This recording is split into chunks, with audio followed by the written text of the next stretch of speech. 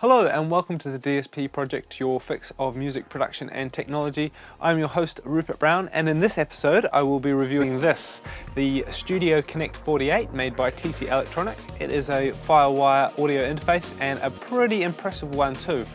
Okay, looking at the front panel starting from the left, we've got 4 inputs that can take either mic inputs on XLRs or instrument inputs on jacks, which means that you can take a passive pickups straight from a guitar and plug it straight into the front.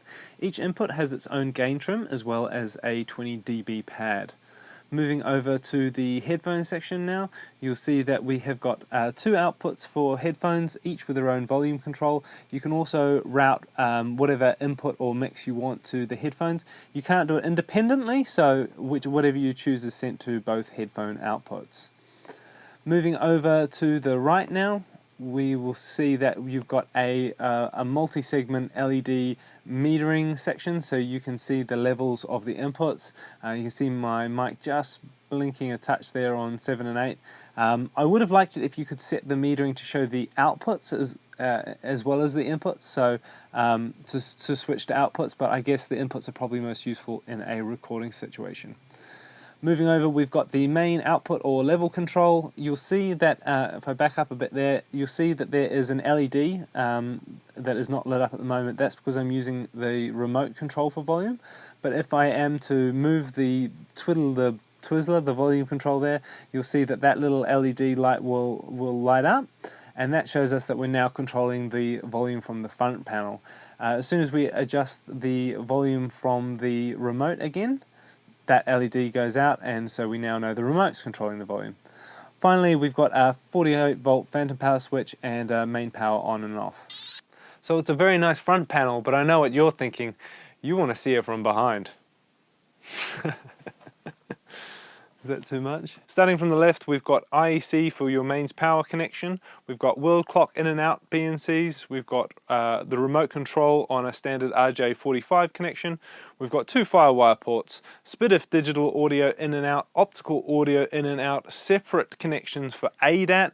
We've got MIDI, proper old school full-size MIDI connectors in and out, so you can connect all of your legacy MIDI gear. We've got the main outputs are a nice balanced XLR connectors, and then added to that we've got another full 8 inputs and full 8 outputs on jack connectors. So as you can see, this thing is absolutely bursting with inputs and outputs that should be able to cover just about any configuration you're going to run into in an ordinary studio.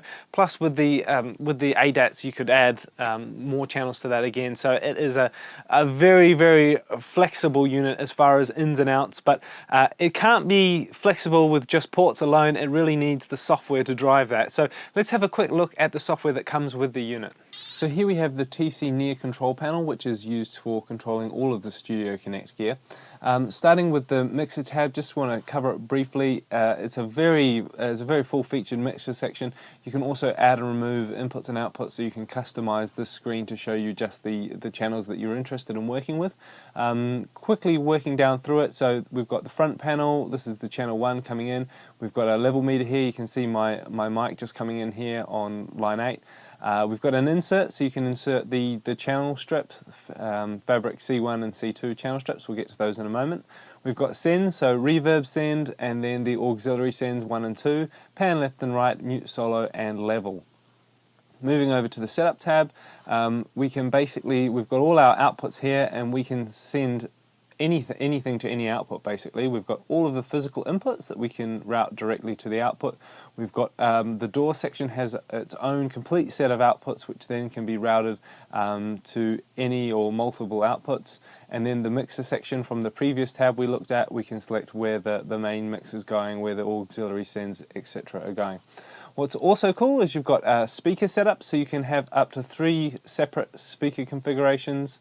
Again, you might have a main pair of monitors that you use and then a little pair of near fields or something. You can choose which outputs they're on, as well as set a level trim and a delay in milliseconds as well, so particularly useful for calibrating surround sound setups. Next we have the Fabrik C Studio 1 and 2, which are basically two versions of the same thing, which is a channel strip. You've got an EQ built in here. You've also got a de-esser, a 3-band compressor, as well as a limiter. And the controls are kind of interesting. They've got what they called MINT, which I think was Meta Intuitive Navigation Technology. I think that's what they're calling it. Basically, it's kind of like an XY pad, but for the 3-band compressor here, for instance, if I go to select the level, so if I want a bit more level in the mids, I push this little control towards the mids, and you can see that down the bottom there, the mids coming up and the others going down. In the middle is obviously sort of even, or I want a bit more high, I can move it towards high. So it's kind of a very intuitive, different way of looking rather than having just the standard compressor controls there. I think that is definitely going to make it a lot more accessible to more people. Moving on, we've got the Fabrik R Studio, which is basically reverb. Again, this kind of interesting interface for tweaking the parameters of each one. Guitar tuner, and then we've just got the settings for the remote. So here's the MIDI settings. So you can either have it as just the reverb control or that effect button as a MIDI controller.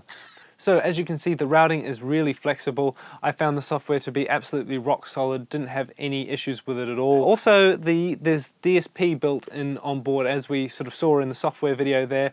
You've got the channel strips and the reverb, which have algorithms borrowed from the System 6000 and the TC Electronic Reverb, the 4000 series, which are both very well renowned. The 6000 as a mastering, used in mastering, and yeah, the 4000 again very well renowned for reverb processing. So it's a very high quality level of DSP you're getting. One of my favorite parts and one of the coolest parts, I think, of the Studio Konnekt 48 is the remote that comes with it. It is a really cool unit. It feels nice, it's got a good weight to it, it's got a rubber anti-slip mat on the back of it. Let's take a closer look at the remote though. As you would expect, the main knob controls the master volume by default. Pressing it once dims the volume. You can also set the dim level while it's dimmed. Pressing the knob again returns it back to undimmed status. Along the top, you've got 6 buttons which are hardwired so you can control the input levels of the mic 1, mic 2, SPDIF, channels 5 and 6, 7 and 8, and DAW control as well. So if I select mic 2, I get LED feedback on the ring, jumping between mic 1 and 2 here, as to what the level is, and then I can adjust it accordingly. So I can see the level and also adjust it without having to be anywhere near the computer. The 6 buttons also have user slots for them, so they're user 1, 2, 3, 4, 5 and 6, which can be accessed using the shift key.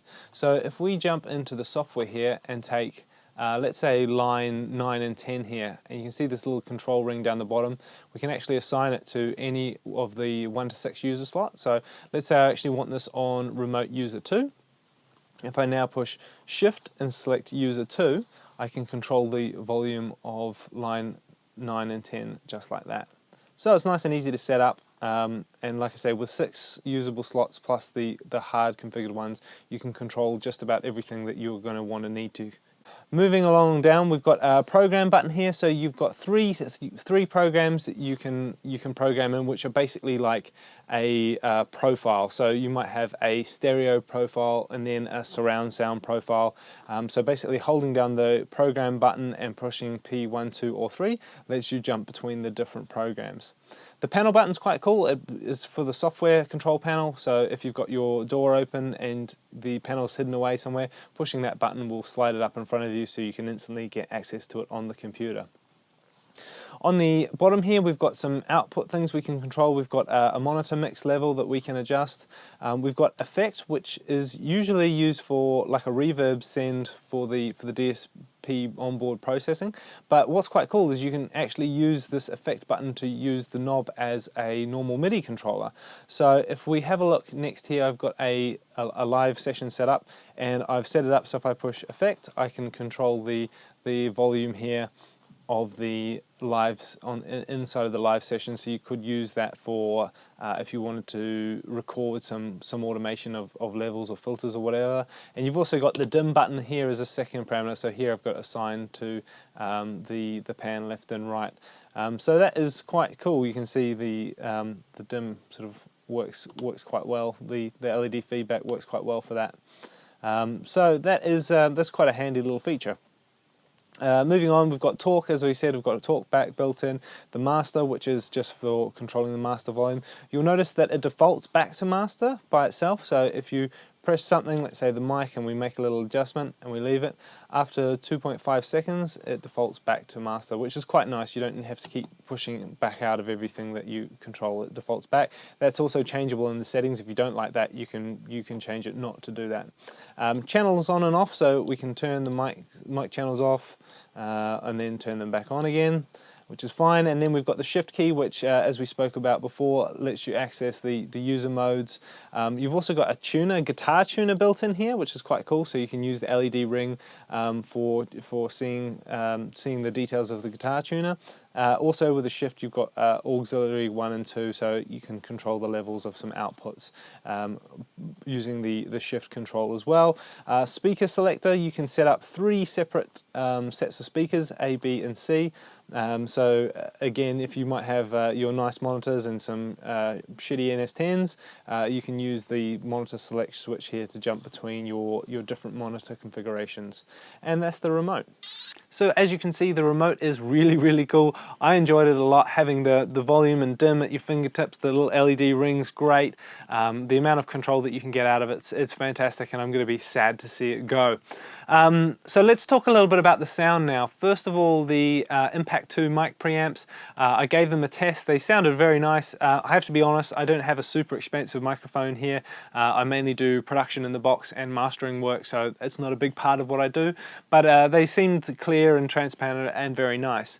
The converters, the digital to analog converters feeding into the monitors, I can be very critical of. I thought that they were good for the money that you're paying. It's about what I would expect to hear for the amount of investment you're putting into them. They're clear, they're nice, they're professional. You can definitely get good work done on them without a doubt. I wouldn't say that they are in the sort of top league, but again, you wouldn't expect that for the kind of money you're paying. They sound very good. So how much money are you paying? If you're in the UK, you're going to be looking at about £700, or if you're in the US, you're going to be looking at about $1,100 US. Now, the big question, do I think it's worth that much money? Well, I think when you think about the processing that you've got on board, and I mean like serious, proper world-class DSP, like really nice sounding DSP. You've got all of the 4 mic pre's, you've got all the ins and outs, like a huge selection of I/O with very flexible routing, means that at the heart of any DAW studio, there's not a lot that this thing isn't going to be able to do. Add all that up, put a really sweet ass remote with it that I really love, then I think you're definitely getting your money's worth. It's a real fantastic unit. It's a joy to use, and there's not a lot, like I say, there's not a lot that it can't do. So I'd say yes, it's a go for me. If you are looking, if that's about your price range and you're looking for a flexible Firewire audio interface, definitely give the Studio Konnekt 48 by TC Electronic a look in. That is it for this episode of the DSP project. I will see you next time.